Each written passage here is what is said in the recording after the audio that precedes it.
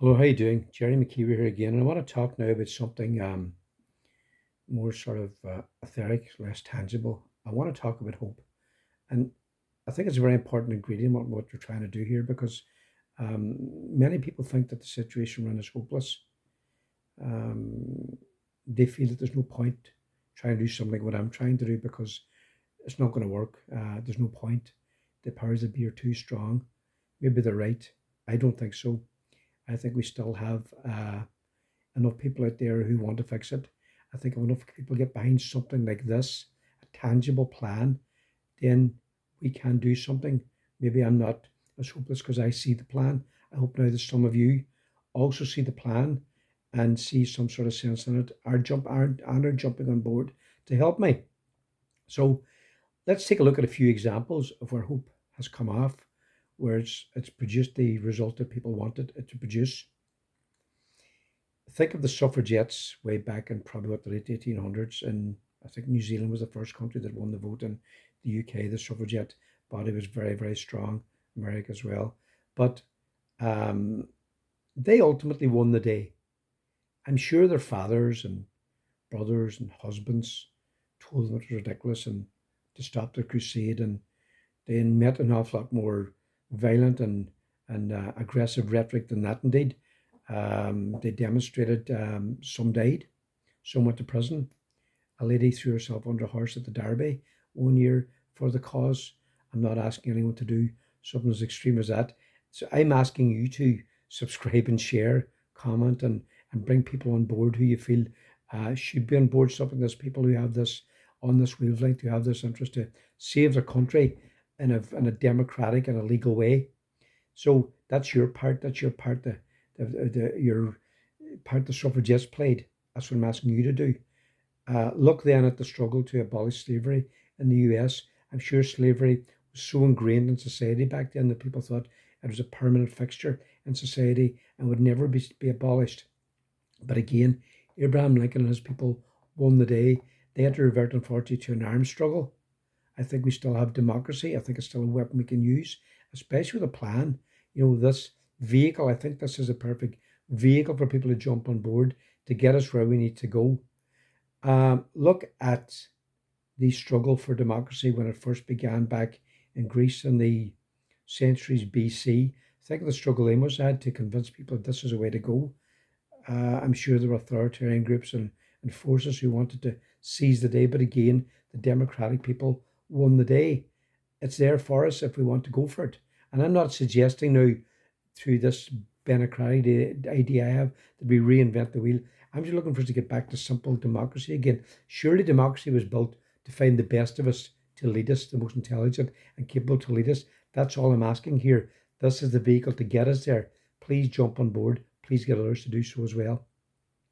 The final example I want to give you is the one that should have most resonance with us, should stir us to action.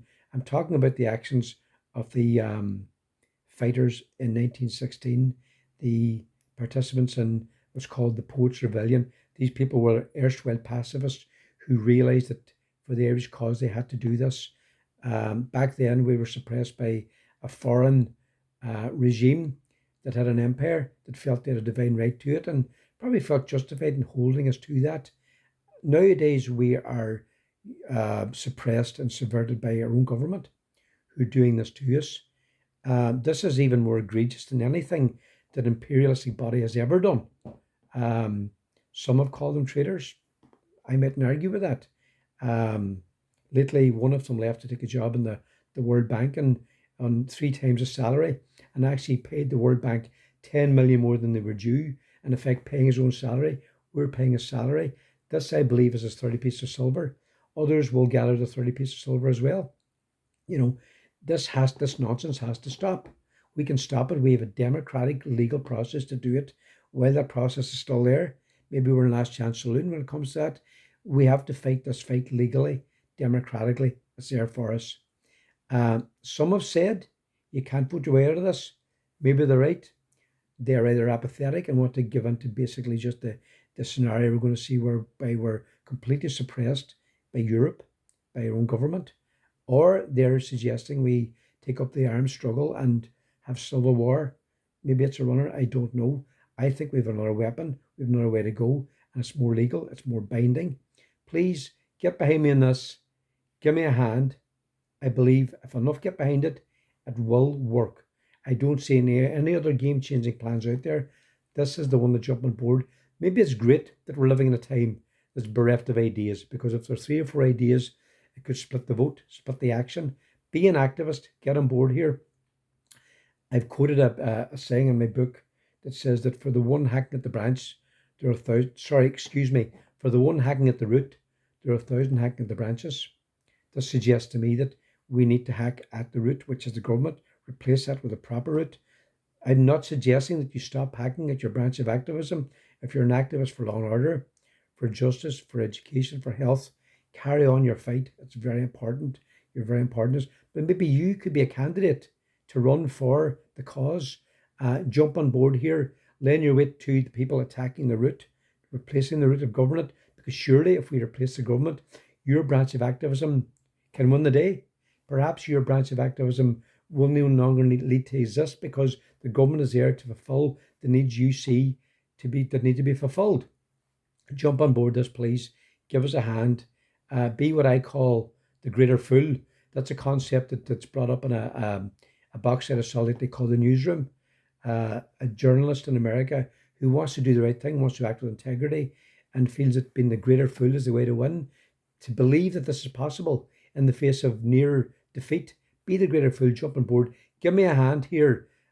Subscribe, share, recommend to other people, and comment, etc.